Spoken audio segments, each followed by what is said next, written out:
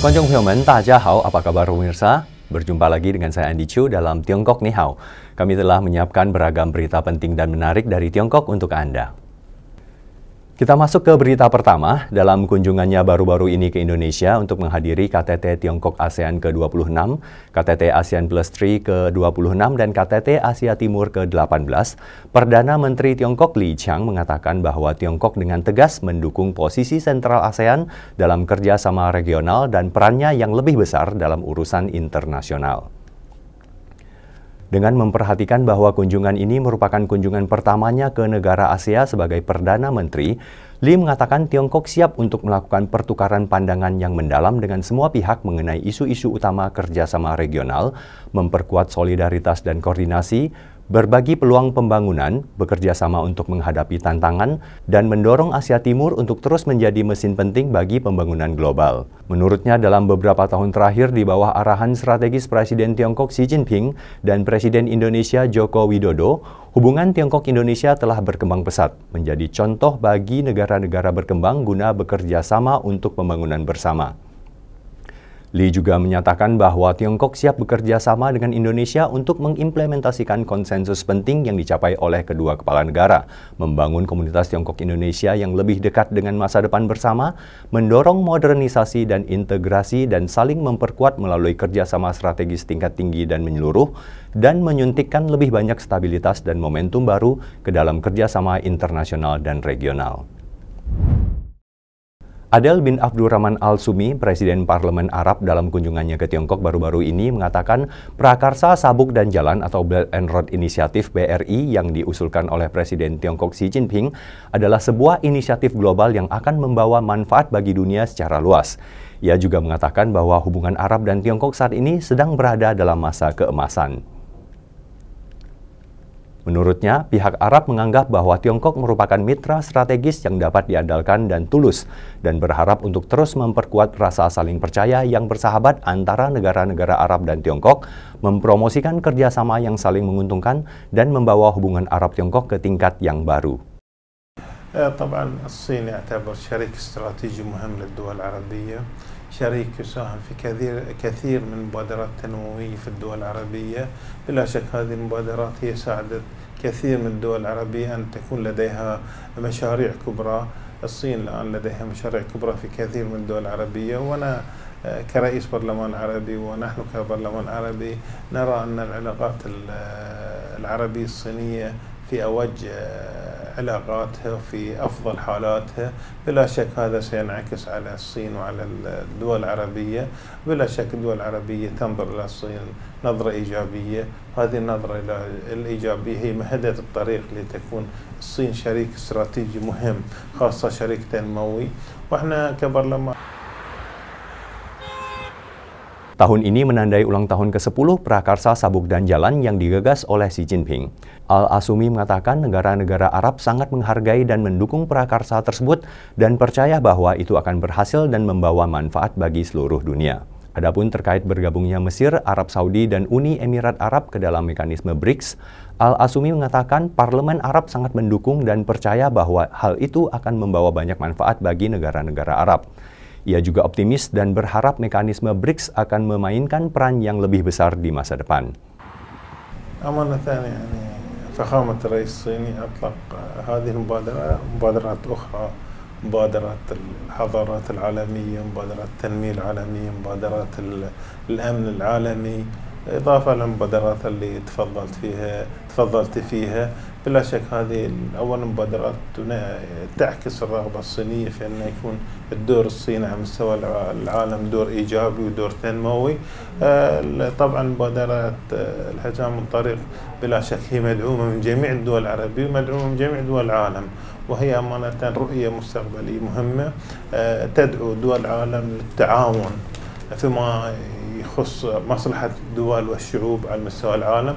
بلا شك هو مشروع طموح جدا، والدول العربية والبرلمان العربي يدعم هذا المشروع.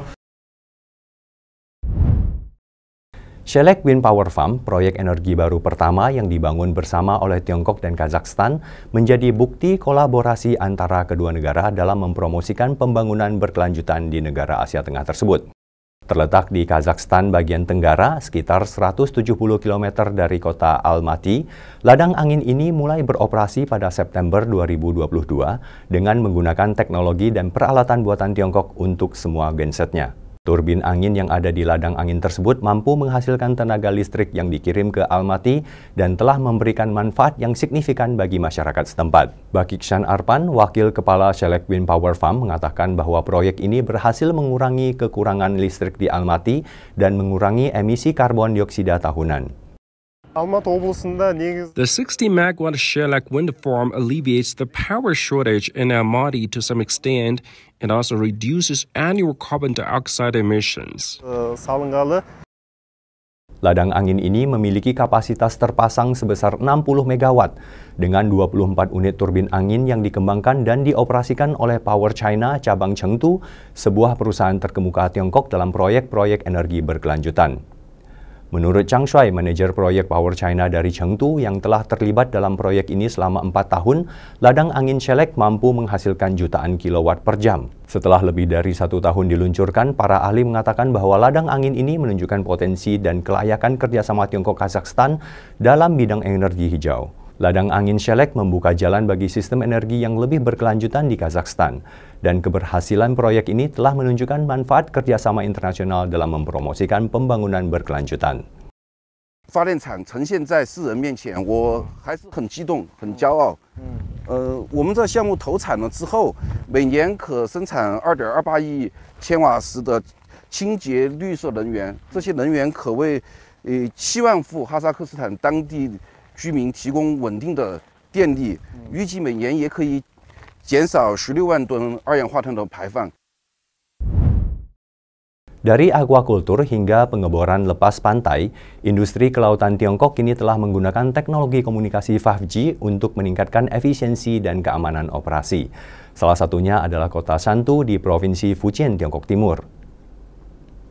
Para nelayan di kota yang secara tradisional merupakan penghasil ikan pari kuning terbesar di Tiongkok itu telah mengadopsi robot dan kamera bawah air bertenaga 5G dalam praktik mata pencaharian tradisional mereka.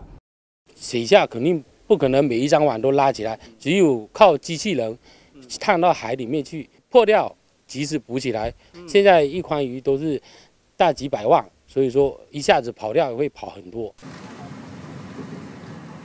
Kegiatan ekonomi terkait laut lainnya yang diuntungkan oleh teknologi 5G adalah pengeboran lepas pantai. Robot dan perangkat inspeksi dengan bantuan 5G telah dioperasikan di ladang minyak Xizang di kota Huizhou, Provinsi Guangdong, Tiongkok Selatan. Teknologi komunikasi generasi baru ini memungkinkan anjungan minyak di lepas pantai untuk beroperasi dengan campur tangan manusia seminimal mungkin dalam cuaca ekstrim. 依托5G 高速网络，正在进行台风生产模式的改造。台风来临时，在陆地实现对海上生产设施的远程监测与操控。 有力的促进海上油田的安全稳定生产。 Seiring dengan panen anggur yang sedang berlangsung di kota Turpan di daerah otonomi Xinjiang Uighur di barat laut Tiongkok, industri anggur berperan penting dalam meningkatkan pariwisata lokal dan mempromosikan ekonomi pedesaan. Turpan dengan iklimnya yang kering dan cerah memiliki sejarah panjang dalam menanam anggur. Mereka adalah salah satu basis produksi anggur utama di Tiongkok dengan lebih dari 550 varietas anggur. Menurut Biro Kehutanan dan Padang Rumput setempat, area penanaman anggur di Turpan telah mencapai lebih dari 30.000 hektar tahun ini.